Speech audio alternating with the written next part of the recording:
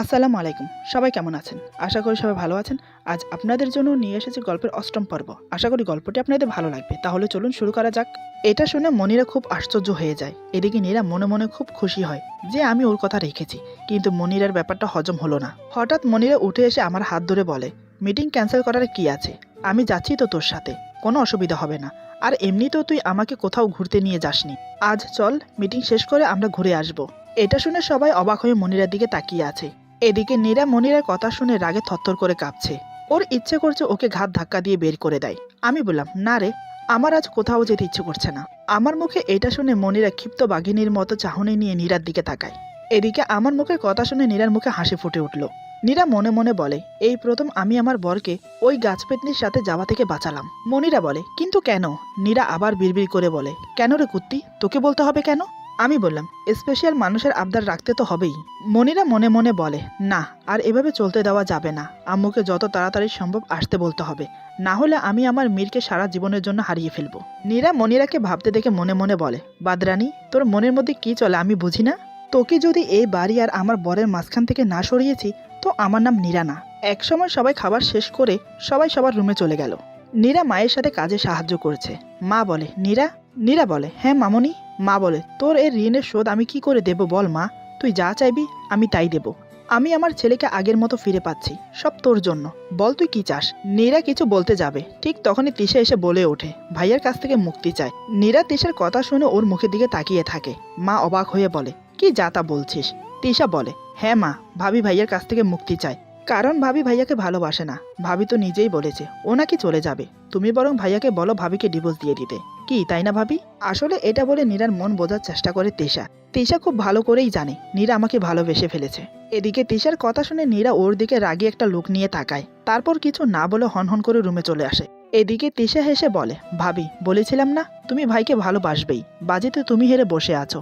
ভাইকে নিজের মুখে বলবে তুমি ভাইকে ভালোবাসো, দেখে নিও। এই বলে নিজের রুমে চলে যায়। ওদিকে নীরা রাগে গজগজ করে তিশার উদ্দেশ্যে বলে, গুন্ডা ভাইয়ের শয়তানি বোন, আগে যা বলার বলেছি। এখন কি আমি তোকে বলেছি আমি ওর কাছে থাকতে চাই না? ইচ্ছে করছে ঠান্ডা পানিতে চুবিয়ে রাখি। এইসব বিড়বিড় করতে করতে রুমে চলে আসে। এসে দেখে মনিরা আমার সাথে বসে আছে। এটা দেখে আরো রেগে যায়। নীরা আবার বিড়বিড় করে বলে, হাই আল্লাহ, এ কেমন মেয়ে মানুষ বানিয়েছো তুমি? এত বেহাইয়া কি করে হয়? বলি, ওই শাকচুন্নি, এত বড় মাছের মাথা খেয়েও তোর পেট ভরেনি? আগেই বলতি, পাশের বাসার বিড়ালে মাথাটা কেটে এনে খাইয়ে দিতাম। ফের চলে এসেছিস আমার বরের মাথা খেতে? এই ভেবে মনিরাকে উদ্দেশ্য করে বলে, মনিরা আপু, তুমি তোমার ঘরে না গিয়ে এখানে কেন গো? রেস্ট নেবে না? মনিরা বিরক্ত ভাব নিয়ে বলে, না ভাবি, আমি একটু মীরের সাথে কথা বলছিলাম। নীরা আবার বিড়বিড় করে বলে, ভাবি, আহা, বাঁচা যায় না। এদিকে আমার বরের পিছে সবসময় ঘুরঘুর করা আর আমাকে ভাবি বলে ডাকা। এই ভেবে বলে, না আপু, ওর তো শরীর খারাপ, ওকে তো রেস্ট নিতে হবে। আপনি বসে থাকলে ও তো আর রেস্ট নেবে না। এই বলে আবার বিড়বিড় করে বলে, ইচ্ছে করছে তোকে ধাক্কা মেরে বের করে দেই প্যাকাটি। মনিরা বলে, ও তাই তো, মীর তুই শুয়ে পড়, আমি তোর মাথায় বিলি কেটে দেই। আমি বললাম, না রে, ঠিক আছে আমি।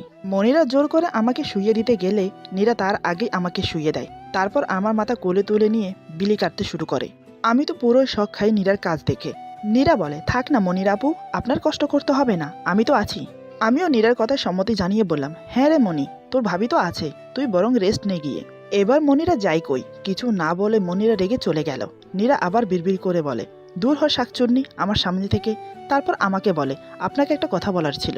আমি বললাম, বলো না জান পাখি। নীরা বলে, ওর নাম মনিরা, মনি নয়। আমি বললাম, আমি জানি তো। নীরা বলে, তো আদিক্ষিতা করে মনি মনি করেন কেন হ্যাঁ? আমি বললাম, কোথাও পোড়া পোড়া গন্ধ পাচ্ছি। নীরা বলে, মোটেই না, আপনি ওকে ভালোবেসে মনি বলেন, এতে আমার কি? আপনি ওকে মনি বলেন আর কোলে নিয়ে বসে থাকেন, আমার কি? নীরার কথা শুনেই আমি উঠে বসি ঝট করে।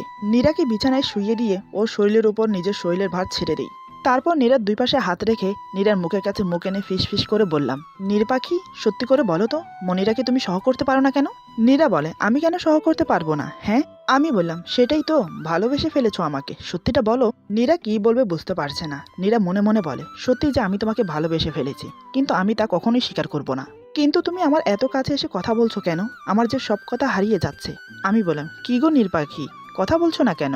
নীরা বলে, বাসি না, আমি আপনাকে ভালোবাসি না, আর কোনোদিন বাসবো না। নীরার কথা শুনেই আমি নীরার উপর থেকে উঠে আসি। নীরা ভালোভাবেই বুঝতে পারে আমি খেপে গেছি, তাই সে তাড়াতাড়ি করে আমার কাছ থেকে পালানোর জন্য উঠে যেতে গেলেই আমি নীরাকে বিছানার উপর ফেলে দেই। ওর হাত শক্ত করে চেপে ধরে নীরা ঠোঁটে নিজের ঠোঁট ডুবিয়ে দেই। তারপর পাগলের মতো কিস করতে থাকি। নীরা আমাকে ধাক্কা মেরে উঠে আবার রুম থেকে বের হতে যাবে। আমি এবার নীরাকে দেয়ালের সাথে চেপে ধরি। আবার নীরা ঠোঁট জোড়া নিজের আয়ত্ত করে নেই। নীরা হাজার চেষ্টা করেও আমার কাছ থেকে নিজেকে ছাড়াতে পারছে না। আমার রাগ এতটাই উঠে গেছে যে আমি কি করছি নিজেও জানি না। আমি নীরার ঠোঁটে কিস করেই যাচ্ছি। এক পর্যায়ে আমি পেছন থেকে নীরার ব্লাউজের হুক খুলে ফেললাম। হঠাৎ আমার কিছু একটা মনে হতেই নীরার কাছ থেকে দুহাত পিছিয়ে পড়লাম। এদিকে নীরা পিছে হাত দিয়ে ব্লাউজ ধরে ধপ করে ফ্লোরে বসে কাঁদতে শুরু করে। আমি রুমের একটা ফুলদানি ফ্লোরে আছাড় মেরে রুম থেকে বের হয়ে যাই। নীরা কান্না করতে করতে বলে, I hate you only, I just hate you বলেই ডুকরে কেঁদে ওঠে। একসময় কাঁদতে কাঁদতে ফ্লোরে ঘুমিয়ে পড়ে। কখন যে রাত হয়ে যায় সে নিজেও জানে না। এদিকে তিশা নীরাকে না দেখে রুমে ডাকতে আসে। এসে দেখে নীরা ফ্লোরে ঘুমোচ্ছে আর সারা মেঝেতে কাচের টুকরো ভরে আছে। তিশা নীরাকে ডেকে উঠায়। নীরা উঠে বলে, কি হয়েছে? তিশা বলে, কখন থেকে ডাকছি, এভাবে এখানে ঘুমিয়ে আছো কেন? আর মেঝেতে এভাবে কাজ ভেঙে পড়ে আছে কেন? কি হয়েছে? ভাইয়াও তো বাসায় নেই, ফোনও বন্ধ, কই গেছে জানো? 11:30 বাজে। নীরা বলে, আমি জানি না। তিশা বলে, এটা কি হলো? 10 কথায় নিমন্ত্রণ করলাম আর তুমি এক কথাই বলছো জানো না। নীরা বলে, মানে কি? তিশা বলে, কিছু না, বাদ দাও, মামুনি বাবাই টেনশন করছে। ভাইয়া কই গেছে তুমি জানো? নীরা বলে, না জানি না। তিশা বলে, ঠিক আছে আমি দেখছি, তুমি ওঠো, খাবে না? বাবাই আর মাকে তো জোর করে খাইয়ে দিয়েছি। আর হ্যাঁ, মনিরা আপুও বাসায় নেই। এটা শুনে যেন নীরার হোশ ফিরে এলো। সে তৎক্ষণাৎ উঠে দাঁড়ায়। নীরা বলে, মনিরা বাসায় নেই মানে? ও কোথায় গেছে?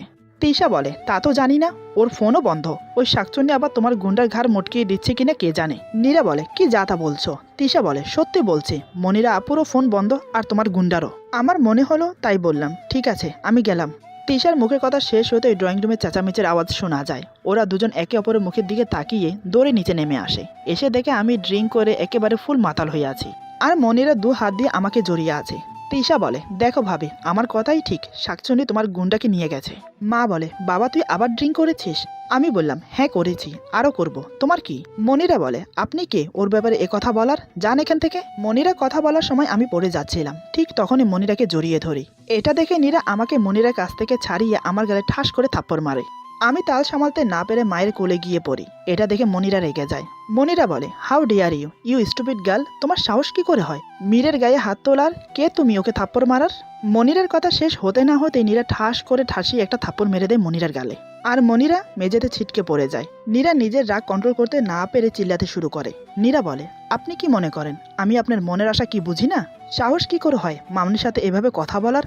কোন অধিকারে আপনি আমাদের পরিবারের ব্যাপারে কথা বলেন? হ্যাঁ, আমি ওর বউ, আমার পুরো অধিকার আছে ওর উপর, যা ইচ্ছে করতে পারি ওর সাথে।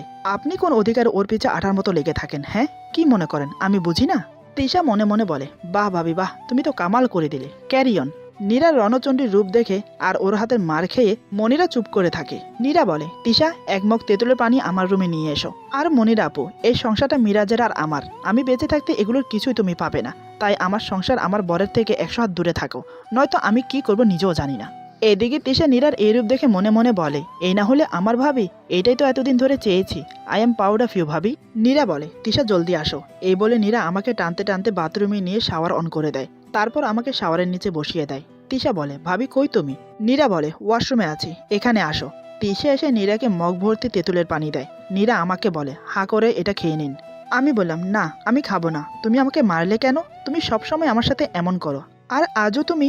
আমার কথা শেষ হবার আগে নীরা আমার চুলের মুঠি ধরে তেঁতুলের পানি জোর করে খাইয়ে দেয়। নীরা বলে, তুই খাবি না, তোর বাপ খাবে। তিশা বলে, ভাবি আমি কিন্তু ভাইকে বলে দেব তুমি ভাইয়াকে বকছো। নীরা বলে, তুমি এখান থেকে না গেলে তোমাকেও এটা খাইয়ে দেব। এটা শুনেই তিশা দৌড়ে চলে গেল। আজ নীরার এই রূপ দেখে মা বাবা পর্যন্ত রাগ কাটেনি, কারণ তাদের মতে নীরা ভুল কিছু করেনি। এদিকে নীরা জোর করে আমাকে তেঁতুল পানি খাইয়ে বমি করিয়ে আমার পেট থেকে সব মদ বের করে ফেলে। তারপর আমাকে গোসল করিয়ে মাথা মুছিয়ে দেয়। নীরা বলে, আমি বাইরে যাচ্ছি, চেঞ্জ করে নিন। আমি বললাম, কেন, তুমি করিয়ে দাও না। নীরা আমার চোখের দিকে তাকিয়ে বলে, ঠিক আছে। এই বলে আমার প্যান্ট ধরে টান দিতে গেলে আমি তৎক্ষণাৎ প্যান্ট ধরে বললাম, আরে আরে কি করছো, আমি পারবো। নীরা বলে, ঠিক আছে জলদি আসুন। এই বলে সে ওয়াশরুম থেকে বের হয়ে রান্নাঘরে চলে যায়। তারপর আমার জন্য খাবার নিয়ে আসে। আমি বের হয়ে দেখি নীরা খাবার নিয়ে বসে আছে। আমিও নীরাকে দেখে কিছু না বলে বিছানায় শুয়ে পড়লাম। নীরা এতে আরো খেপে গেল, আমাকে টেনে এনে সোফায় বসিয়ে দিল। নীরা বলে, হাঁ করুন। আমি বললাম, খাবো না, ভালো লাগছে না। নীরা বলে, কেন? ওইসব ছাইপাশ গিলতে খুব ভালো লাগে, আর খাবার খেতে ভালো লাগে না? বলেই নীরা আমার মুখে খাবার গুজে দিল। নীরা বলে, খুব সাহস বেড়েছে না আপনার, খুব, যা বলার মতো না। কি ভেবেছেন যে আমি কিছু বলি না তার জন্য কিছু বলবো না? ও আমাকে বকছে আর মুখ ভর্তি করে খাবার খাইয়ে দিচ্ছে। আমি বললাম, আস্তে খাওয়াবো না, লাগছে তো। নীরা বলে, লাগুক, লাগার জন্যই দিচ্ছি, একটা কথাও বলবেন না, যেভাবে খাওয়াচ্ছি সেভাবে খাবেন, বেশি কথা বললে এই ভাতের থালা দিয়েই আপনার মাথায় বাড়ি মেরে দেবো। নীরার ঝাড়ি শুনে আমি বেচারা চুপ মেরে গেলাম, আর ও যেভাবে খাইয়ে দিচ্ছে সেভাবেই খেতে লাগলাম। নীরা আবার বলে, মনি মনি মনি, কিসের এত ঢলাঢলি ওর সাথে? হ্যাঁ, কোনো জন্মে কারোর সাথে গল্প করেন না, ওর সাথে 3 বেলা কিসের গল্প? হ্যাঁ, আর একবার যদি দেখি ওই শাকচুন্নি পেতনি ডাইনিটার সাথে খেজুরে পেঁচাল পারতে, তো কানে নিচে এমন একটা দেব না, জন্মের মতো গল্প করা ঘুচিয়ে দেব, মনে থাকবে। আমি মাথা নেড়ে সম্মতি জানালাম, কারণ আমি ভাবতেও পারিনি নীরার এই একটা রূপও আছে। আমাকে খাইয়ে দিয়ে নীরা সব পরিষ্কার করে তারপর একটা চেয়ার টেনে আমার সামনে বসে। নীরাকে ওভাবে বসতে দেখেই আমি একটু পাশে সরে বসি, কারণ নীরাকে দেখেই আমার ভয় লাগছে। পুরুষ মানুষ হাজারো বলবান হলেও তার স্ত্রী যখন রেগে যায় তখন সে স্ত্রীর কাছে বিড়াল হয়ে যায়। হঠাৎ নীরা আচমকাই আমার হাত টেনে নিয়ে ওর মাথার উপর রেখে বলে, ভালোবাসেন আমাকে? আমি বললাম, নিজের থেকেও বেশি। নীরা বলে, তাহলে আমার মাথায় হাত রেখে বলুন, জীবনে কখনো ড্রিঙ্ক করবেন না, মামুনির সাথে খারাপ ব্যবহার করবেন না, ঠিক মতো অফিসের কাজ করবেন, আর বাজে বন্ধুদের সাথে মেলামেশা করবেন না। আমি অবাক হয়ে বললাম, এত কিছু? নীরা বলে, কেন, বেশি মনে হচ্ছে তো আমাকে ছেড়ে দিন। আমি বললাম, কি বলছোটা কি? নীরা বলে, আমাকে কাছে রাখতে হলে আমার কথা মতো চলতে হবে, পারলে বলেন, না পারলেও বলেন, কাল সকালে বাসায় চলে যাব। আমি নীরার মুখের দিকে কিছুক্ষণ তাকিয়ে থেকে বললাম, আমি তোমার মাথায় হাত রেখে বলছি, এখন থেকে তুমি যেভাবে চাইবে সেভাবেই চলবো। নীরা বলে, ঠিক আছে, যান এখন শুয়ে পড়ুন, আমার একটা কাজ আছে, কাজটা করে আসছি। আমি কোনো কথা না বলে গিয়ে চুপচাপ শুয়ে পড়ি। এদিকে নীরা মনিরার ঘরে যায়। নীরাকে দেখেই মনিরা দাঁড়িয়ে পড়ে। মনিরা বলে, তুমি এখানে কি করছো? নীরা বলে, আমার ঘর, যখন তখন যেখানে মন চায় সেখানে যেতে পারি। তুমি বলার কে? তুমি কি মনে করেছো তোমার সাথে গল্প করার জন্য আমি এখানে আসছি? মনিরা বলে, তুমি কিন্তু বেশি বেশি করছো ভাবি। মনিরার কথা শুনে নীরা হাসিতে ফেটে পড়ে বলে, ভাবি? ভাবি, তুমি কি মনে করো আমি এতটাই বোকা? আমি কিছু বুঝি না? মনিরা বলে, কি বলছো তুমি? নীরা বলে, আরে নাটক বন্ধ করো, আমি মিরাজ না, বুঝলে? তোমার নাটকে আমি ভুলবো না। আমি তোমার বয়সে ছোট হতে পারি, কিন্তু এত ছোট না যে তোমার ভাবচক্কর বুঝি না। তাই খোলস পাল্টে আসল রূপটা বের করো। মনিরা বলে, সত্যিটা যখন জেনেই গেছো তাহলে আর লুকিয়ে কোনো লাভ নেই। যা আমার তা আমি নিজের করেই ছাড়বো। তোমাকে আমার মিরাজের কাছে থাকতে দেব না। সে ছোটবেলা থেকে আমি ওকে ভালোবাসি, কতভাবে বোঝানোর চেষ্টা করলাম, কিন্তু ওকে বোঝাইতেই পারলাম না। তার আগেই তুমি ওর জীবনে চলে আসলে, উড়ে এসে জুড়ে বসলে। তোমাকে তো ওর জীবন থেকে সরতেই হবে, জীবিত বা মৃত। তিশা বলে, মনির আপু, কি বলছো এসব তুমি? হ্যাঁ। নীরা বলে, তুমি এখানে কেন? মনিরা বলে, আর তুই তিশা, কে তুই? হ্যাঁ, কে তুই? কে? সবসময় দেখি এই মেয়েটা চামচামি করিস। তিশা বলে, মুখ সামলে কথা বলো আপু, সবাই তোমার মতো নোংরা মনের মানুষ না। মনিরা বলে, যত বড় মুখ নয় তত বড় কথা, দেখে নেব তোদেরকে। একবার শুধু মীর আমার হয়ে যাক। নীরা বলে, সে আশা তোর কোনোদিনও পূরণ হবে না। মনিরা বলে, হাউ ডিয়ার ইউ, তোমার এত বড় সাহস আমাকে তুই তোকারি করো? নীরা বলে, ব্যাস, অনেক বলেছিস তুই। তুই কে? তোকে সম্মান দিয়ে কথা বলতে হবে? কি মনে করেছিস মিরাজকে বিয়ে করে এই সব সম্পত্তি নিজের দখলে করে নিবি? আমি বেঁচে থাকতে সেটা কোনো দিনই করতে পারবি না। মনিরা বলে, মীরকে আমি কোনো দিনও তোমার হতে দেব না। নীরা হেসে বলে, ও আমার থেকে দূরে গেল কবে যে আমার হতে দিবি না তুই? ও আমার স্বামী, ভালোবাসে আমি ওকে, আর ও আমাকে ভালোবাসে। আমাদের মাঝখানে আসার চেষ্টাও করবি না, বেহাইয়া মেয়ে। লজ্জা বলে কোনো জিনিস থাকলে নিজের মুখটা আর আমাদের কাউকে দেখাবি না। মিরাজের জীবন থেকে চলে যা শাকচুন্নি, লাস্টবার বলছি। মিরাজের আশেপাশে আসার চেষ্টাও করবি না, ও শুধু আমার। চলো তিশা। এই বলে তিশার হাত ধরে বেরিয়ে আসে মনিরার ঘর থেকে। তিশা এতক্ষণ অবাক হয়ে নীরার মুখের কথাগুলো শুনছিল। তিশা বলে, ভাবি, ভাই জানে? নীরা বলে, কি? তিশা বলে, তুমি যে ভাইকে ভালোবাসো। নীরা বলে, চুপচাপ গিয়ে ঘুমাও, অনেক রাত হয়েছে। এটা শুনে তিশা নিজের রুমে না গিয়ে দৌড়ে মামনির রুমে চলে গেল। তখনও মা বাবা ঘুমায়নি। তিশাকে দৌড়ে রুমে প্রবেশ করতে দেখে মা ঘাবড়ে যায়। কিছুটা অবাক হয়ে মা বলে, কি রে, আবার কি হলো? এভাবে দৌড়ে আসলি যে, সব ঠিক আছে তো? তিশা হাঁপাতে হাঁপাতে বলে, কি কি ঠিক নেই বলো। তুমি জানো মামনি ভাবি কি করেছে? মা বলে, নীরা যা করেছে তা তো আমাদের সামনেই করেছে। ও তো কিছু অন্যায় করেনি বা ভুল কিছু বলেনি। তিশা বলে, আরে মামনি, এখন যা হলো তা তো তুমি কিছুই জানো না। মা বলে, এখন এখন আবার কি হলো? তারপর তিশা এক একে সব খুলে বলে। সব শুনে তো মা বাবা দুজনেই অবাক। মা বলে, যা করেছে করেছে, কিন্তু এরপর কি হবে সেটা ভেবেই তো আমার হাত পা কাঁপছে। তোদের ফুফু কেমন তোরা তো জানিস। তিশা বলে, তাতে কি, আমার ভাবিও কিন্তু কম যায় না। তোমরা দেখোই না সামনে কি কি হয়। এ বলে নিজের রুমে চলে গেল। এদিকে নীরা রুমে এসে দেখে আমি গুটিসুটি মেরে বিছানার এক কোণে ঘুমিয়ে আছি। এটা দেখে নীরা এসে আমার গায়ে চাদর জড়িয়ে দিয়ে আমার পাশে ঘুমিয়ে পড়ল। একসময় এটা সেটা চিন্তা করতে করতে ঘুমিয়ে পড়ে। সকালে নীরা ঘুম থেকে উঠে নিজেকে আমার বুকের মধ্যে আবিষ্কার করে, কিন্তু আজ আমি নয়, ও আমাকে জড়িয়ে আছে। নীরা খেয়াল করে দেখে ওর বুকের উপর শাড়ির আঁচল নেই, সেটা আমার পিঠের নিচে পড়ে আছে। নীরা কি করবে বুঝতে পারছে না। এরকম বিশ্রী পরিস্থিতিতে ওকে পড়তে হবে ও ভাবতেই পারেনি। নীরা আস্তে আস্তে উঠতে গেল, কিন্তু আমি ওকে এক ঝটকায় পিছিয়ে ঘুরিয়ে শুইয়ে দিয়ে জড়িয়ে ধরি। আমি বললাম, এখনো আমার ঘুম হয়নি, চুপচাপ শুয়ে থাকো, নড়াচড়া করলে কিন্তু সারাদিন এভাবে জড়িয়ে থাকবো। নীরা বলে, লজ্জা করে না আপনার? দেখছেন না আমার? এতটুকু বলে চুপ হয়ে গেল। আমি বললাম, তোমার কি নীর পাখি, বলো। নীরা বলে, আমার। আমি বললাম, তোমার কি, বলোই না। নীরা বলে, আমার গায়ে। আমি বললাম, তোমার গায়ে। নীরা কিছু না বলে ছটপট করছে। আমি বললাম, নীর পাখি, আমি কি পরপুরুষ যে তোমাকে জোর করে বিছানায় জড়িয়ে আছি? এমন ছটপট করছো কেন? নীরা বলে, একদম বাজে কথা বলবেন না। আমি বললাম, ঠিক আছে, বলবো না, তো চুপচাপ থাকো। নীরা কিছু বলতে গিয়েও বলে না, চুপ হয়ে যায়। আমি বললাম, নীর পাখি। নীরা বলে, আমি বললাম, তোমার যে আরো এতটা রূপ আছে জানা ছিল না। নীরা চুপ। আমি বললাম, আমার মায়ের পর তুমি এভাবে বকছো আমাকে, একটা কথা বলি। নীরা বলে, আমি বললাম, তুমি কি বক্সিং করতে? নীরা বলে, না তো, কেন? আমি বললাম, তোমার গায়ে এত শক্তি জানা ছিল না, কালকে থাপ্পড় না খেলে তো জানতামই না। আমার কথা শুনে নীরা হাতের কনুই দিয়ে আমার পেটে গুঁতা দিয়ে উঠতে গেল। আমি আবার নীরাকে টেনে নিজের বুকের সাথে জড়িয়ে ধরি। নীরা বলে, হচ্ছেটা কি, ছাড়েন আমাকে। আমি বললাম, নীর পাখি, নড়ো না। আমি এক হাত দিয়ে নীরাকে নিজের বুকের সাথে শক্ত করে জড়িয়ে ধরি, আর অন্য হাত দিয়ে নীরার মুখের উপর এসে পড়া চুলগুলো টেনে কানের নিচে গুজে দেই। আমি বললাম, নীর পাখি। নীরা বলে, কি হয়েছে? আমি বললাম, তোমার মধ্যে কি আছে যে তোমার থেকে দূরে থাকতেই পারি না আমি? নীরা চুপ। আমি বললাম, আমার কাছে আসলে এমন চুপ মেরে যাও কেন?